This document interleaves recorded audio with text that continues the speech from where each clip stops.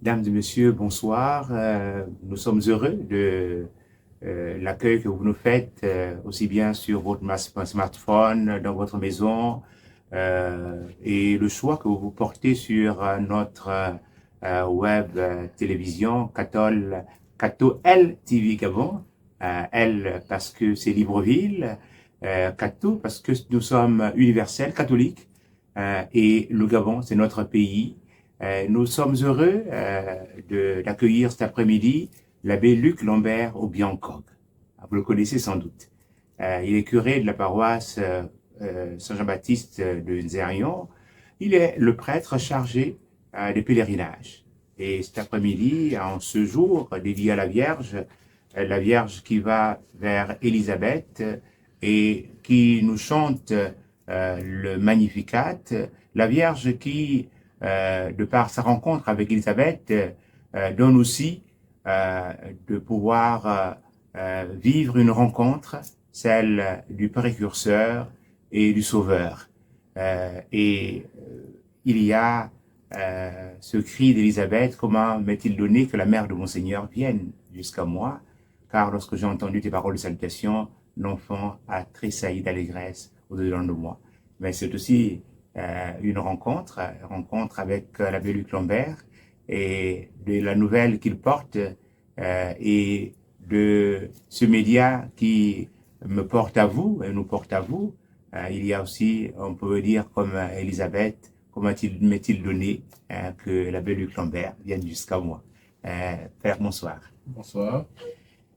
Père Luc Lambert, comment va la paroisse dont vous avez la charge? Alors, notre paroisse se porte très bien. Nous sommes tous heureux de vraiment ce jour de célébrer, de vénérer, d'honorer notre mère, la Vierge Marie, qui vient nous visiter. Elle aurait pu se contenter de rester au ciel, mais non, elle essaie de continuer à visiter aussi son peuple, ses enfants partout dans le monde et nous sommes heureux aujourd'hui de la célébrer avec toute l'Église universelle. Nous la célébrons avec l'Église universelle et dans la charge autre que vous avez, à savoir l'organisation de pèlerinage, même si de manière très humble, vous demandez aux confrères euh, vous pouvez aussi animer les pèlerinages, mais seulement et informer pour que il y ait une planification. Toutefois, il y a ces pèlerinages vers non seulement Lourdes, Fatima, il y a aussi la Vierge, la mère du Verbe à Kibéo. Alors, comment est-ce que cette année pastorale, vous êtes organisé pour les pèlerinages? Alors, donc, comme chaque année maintenant, depuis 4 ans, maintenant nous avons donc le pèlerinage officiel de Kibéo au Rwanda du 9 octobre au 23 août cette année, mais en général c'est du 9 au 22, mais cette année c'est le 23 à cause de seulement les avions qui doivent nous remettre. 23, c'est quel mois? 20 août, août, À 20, août, toujours, voilà, oui. août.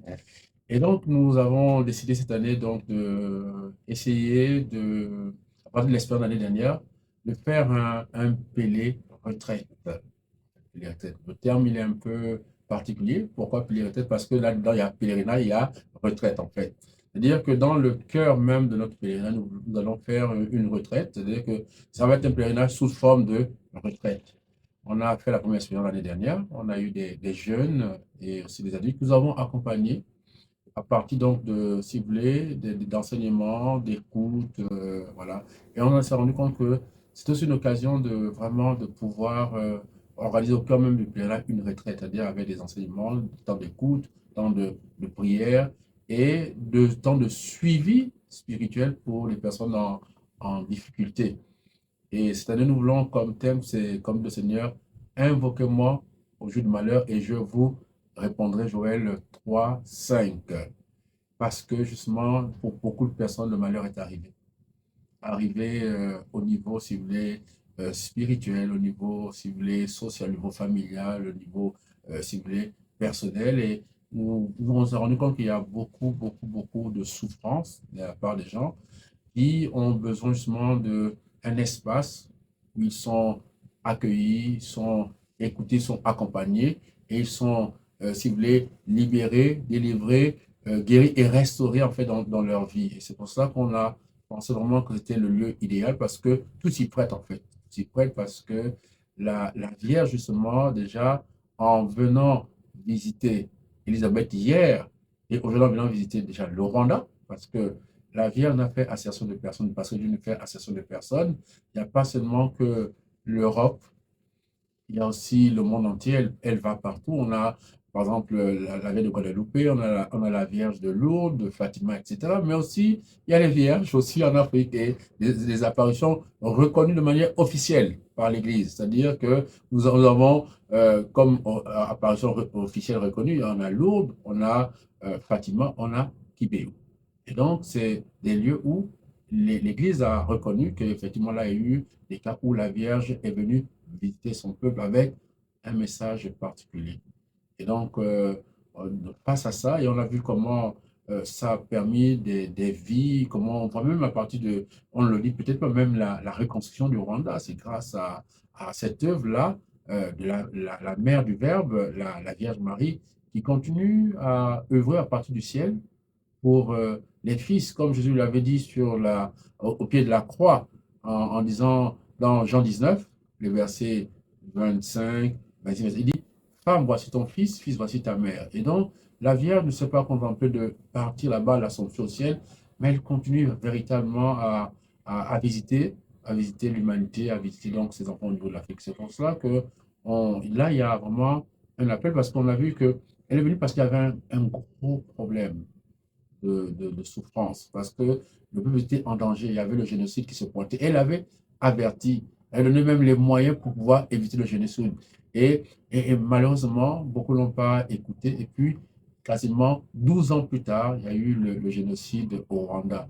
Et donc, aujourd'hui, cette œuvre de la Vierge Marie, finalement, on a vu comment elle vient pour les gens qui souffrent. C'est aussi un peu aussi le visage de Dieu, un visage maternel de Dieu, à travers la Vierge Marie, qui a compassion de son peuple, les gens qui souffrent. Et donc, pas seulement hier, pas seulement en 1900, le 28 novembre 1981, quand ça a commencé, mais même jusqu'à aujourd'hui, elle continue à visiter dans une autre forme aujourd'hui, mais cette œuvre-là, les apparitions, est encore présente aujourd'hui au niveau du Rwanda. On peut le vivre dans tout le Rwanda, et donc c'est bien que nous puissions justement aller vers elle avec aussi ces personnes qui veulent voir ces lieux d'apparition, qui veulent faire ce chemin de la foi, mais aussi des personnes aussi qui sont en pleine épreuve.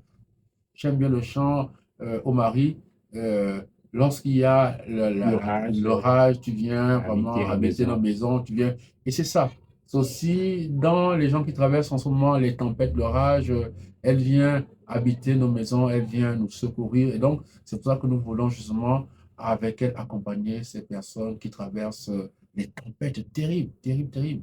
Je vois aujourd'hui les jeunes, il y a une espèce de déshumanisation de la jeunesse, des jeunes aujourd'hui. Comment, je voyais encore un jeune qui sortait de prison récemment, voilà ce qu'on a libéré. 3 jours après, il dit que mais il est allé poignarder celui qui l'avait trahi avant, parce qu'il a dit non, là, il y avait une telle colère. Parce qu'il m'a trahi. Donc la seule chose qu'il disait, c'était la vengeance. Vous voyez, les jeunes aujourd'hui, dès qu'ils ont vu, qu'ils n'hésitent pas à poignarder comme ça, et puis à la fin, quelqu'un, certains ne regrettent même pas, mais alors face à ce type de souffrance, face à ces moments à pleurs, face à des crises dans les foyers, face à toutes sortes de souffrances. Parce que finalement, le Rwanda, le génocide, c'est quoi? C'est toute forme de souffrance, hein. C'est des souffrances à la fois, si vous voulez, spirituelles, mais aussi des souffrances psychologiques, des souffrances physiques, etc. Donc, et face à tous ces types de formes de souffrance, vraiment, la Vierge est venue pour justement, dans cette tempête-là, vraiment calmer, apaiser et permettre qu'à travers elle, Dieu vraiment fasse compassion de son peuple. Donc, Alors, comment faire pour participer pour s'inscrire et participer à un Pélé retraite, voilà. une Pélé retraite? Alors, c'est très simple. Il y a donc la commission dont je suis à la charge et qui a aussi une maison, si vous voulez, ou une agence de pèlerinage diocésaine. Parce que ce n'est pas une réalité paroissiale, hein, c'est une réalité diocésaine. Je suis responsable de la sous-commission chargée des pèlerinages diocésaines. Et donc, il y a cette maison, cette agence diocésaine qui est chargée d'organiser, de structurer donc les différents pèlerinages, que ce soit au niveau international comme que ce soit au niveau national dans notre diocèse. Alors, donc, pour l'instant, si vous voulez, le siège est à Saint-Jean-Baptiste parce que l'évêque est en train de mettre en place, donc, si vous voulez, les locaux qui vont accueillir donc justement cette agence, cette maison donc pour les pèlerinages au niveau de la vallée Sainte-Marie. Donc pour l'instant, nous sommes à Saint-Jean-Baptiste. Donc il suffit d'aller à Saint-Jean-Baptiste et là, vous pouvez justement être accueilli avec donc les différents membres de cette sous-commission, notamment l'agence, et qui vont vous donner les différents renseignements utiles pour pouvoir vraiment aller en pèlerinage. Donc, et nous savons que chaque pèlerinage, c'est un pèlerinage international, hein, tout comme Lourdes, tout comme Fatima, tout comme, je dirais, un parenthèse qui n'est pas encore revenu, comme tous les gens vont à Medjugorje. Il y a le problème, c'est que c'est la période où il y a le monde entier qui y va. Il y a des gens qui viennent des États-Unis, des gens qui viennent de l'Europe, des gens qui reviennent donc qui viennent là-bas parce que d'où il y a un problème de place. Et même aussi, il y a un problème aussi par rapport aux avions, parce que c'est la haute saison, d'où les prix vont flamber. Et donc, il est important de maintenant, si vous voulez, s'enregistrer auprès de l'agence, de maintenant justement s'inscrire, parce qu'après, ça va être difficile. À partir de fin juillet, déjà, ça va être difficile parce qu'après, on a tellement de délégations qui arrivent qu'il y a un problème de place. Donc, il faut se prendre très tôt, comme Ben, pour tous les autres pèlerinages. Père Luc, là, vous êtes suivi en Guadeloupe, en France, aux États-Unis, et quelqu'un veut participer au pèlerinage conduit par vous, Oui. Parce que intéressé par cette réalité de télé, de Pélé, retraite, Mhm. il y a non seulement des prédications, mais il y a aussi un temps d'écoute, un peu Écoute, oui, comme une retraite ignatienne. exactement. Oui. Mhm. Donc, comment faire? Est-ce qu'il y a un mail pour vous contacter, pour pouvoir s'inscrire et les dates exactes pour que la personne aussi puisse prendre son billet et vous rejoindre, soit en passant par Libreville ou en passant directement sur le Rwanda? Comment s'organiser? Alors, donc, tout, tout renseignement, pour tout renseignement, vous pouvez nous contacter à partir du plus 241 77 36 33 83.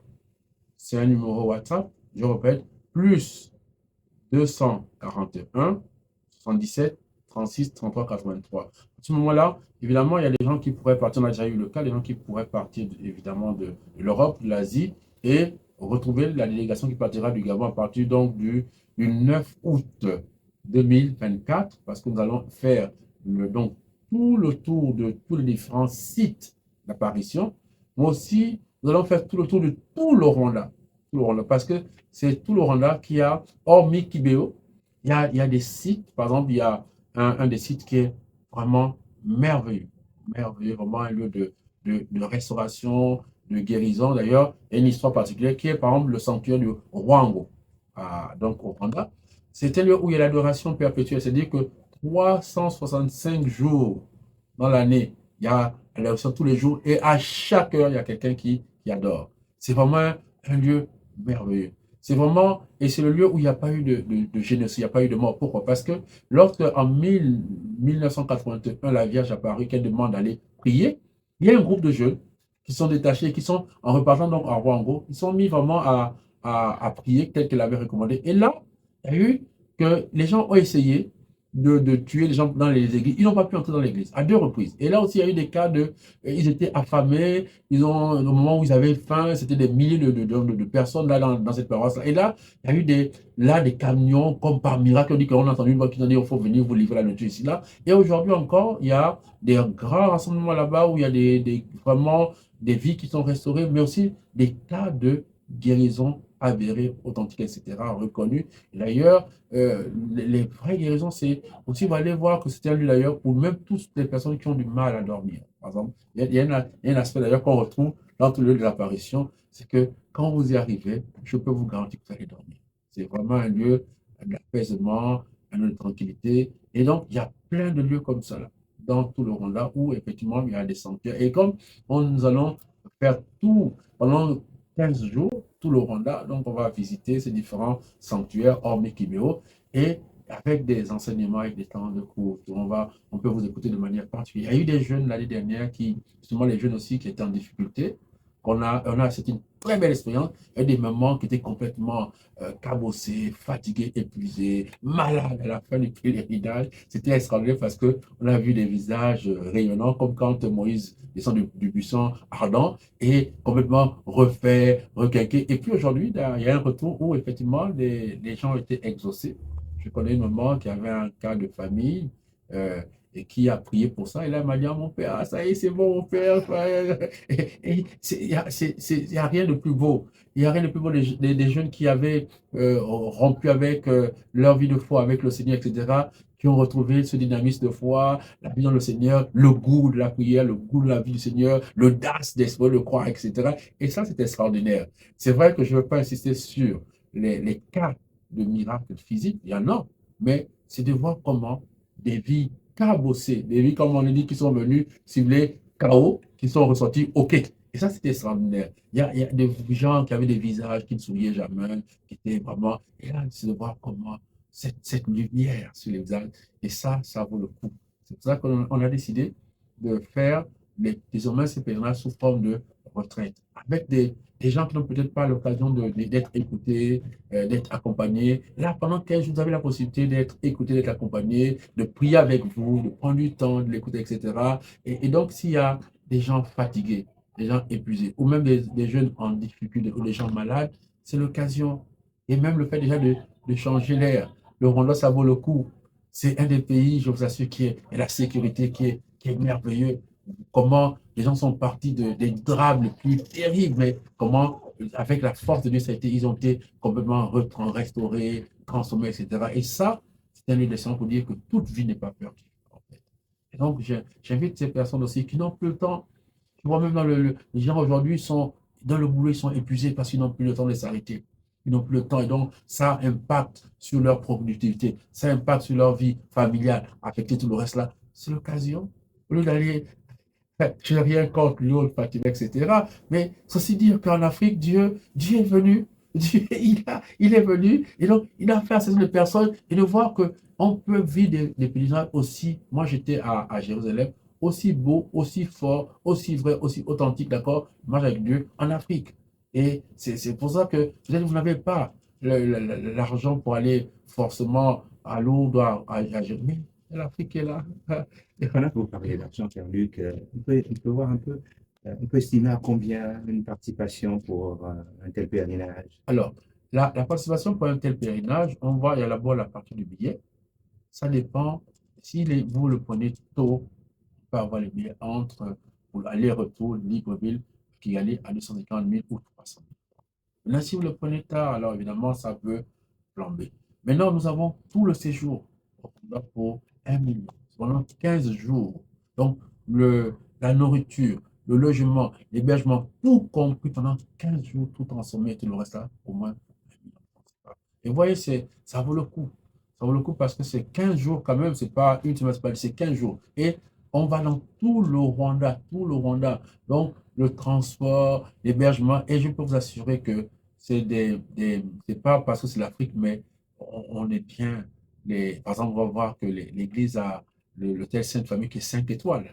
C'est un hôtel 5 étoiles avec piscine, avec tout, et c'est beau. En tout cas, ça vaut le coup. Vous allez voir, vous n'allez pas être déçus. Et on mange bio. On mange bio.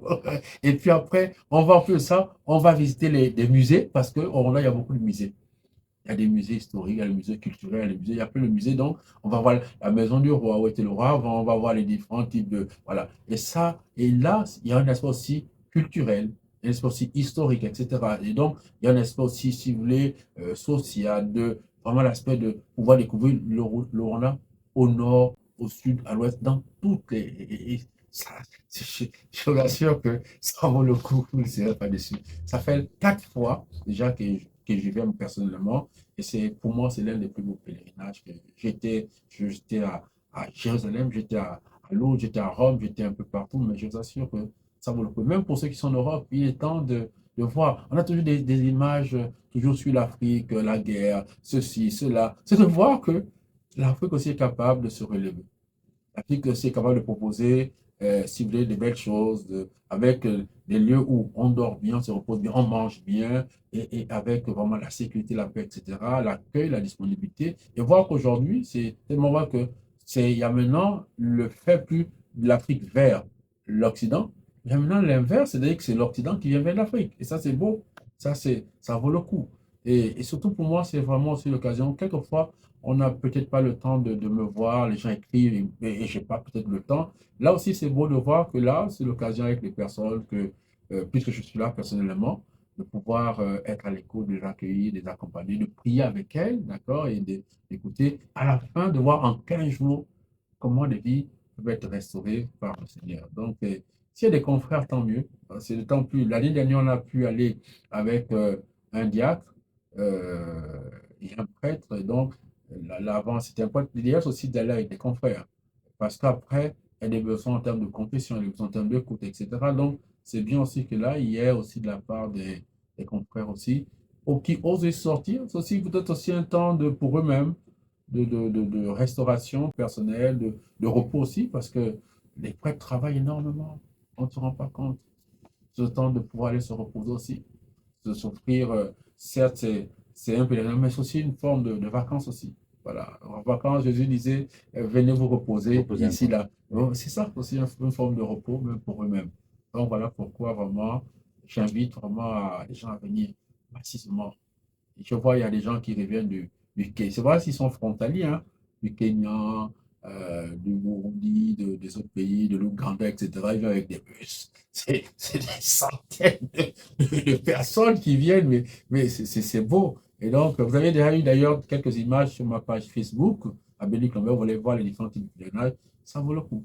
Et à chaque année aussi, la structure de Césaine, d'église de tout le Rwanda d'ailleurs, c'est une structure qui est chargé de ça. C'est une, voilà. D'ailleurs, chaque fois, ils aussi, ils améliorent, ils apportent quelque chose pour ne pas que nous entrons dans la routine des types de pèlerinage. Donc, voilà un peu ce que je peux vous dire. Je pense à ça vaut le coup. Toi qui as un peu le sou, même si tu n'as pas le sou, ose. Parce que quelquefois, vous savez, ce n'est pas une question d'argent, c'est une question d'abord après de l'envie, le désir d'aller. Et vous allez voir après, le Seigneur dispose de toutes choses. Donc voilà, on croit un peu pour ce qui est des frais de participation. Merci beaucoup, Père Lambert, Mère du Verbe. Et il y a un chant chanté par les Clarisses. Oui. Mère du Verbe, ô jeune fille Fille pour pour toujours, toujours, ô jeune mère pour toujours, ô pureté pour toujours, ô ô beauté. bonté. Escalier de la perfection, jardinière de nos âmes, ô Marie conçue sans péché, prie pour nous qui avons recours à vous. Mère du Verbe, ô jeune fille pour toujours, ô jeune mère pour toujours, ô pureté pour toujours, ô beauté. Nous remercions l'abbé Luc Lambert pour cette invitation faite afin de participer au pèlerinage Mère du Verbe sur le Rwanda. Le pèlerinage qui commencera le Le 9 août 9 août. donc, prochain et qui s'achèvera le 23 août 2024. Donc, Merci. c'est un retraite, donc pèlerinage et retraite en même temps. Ne manquons pas une telle opportunité, une telle occasion pour refaire nos vies et en ce temps de transition, je pense qu'on peut aussi mettre cela comme transition pour accéder, pour avancer, pour aller plus loin. Merci Père Luc Lambert et à très bientôt à tous. Ce pèlerinage, vous pouvez dire déjà à la maison, j'y serai.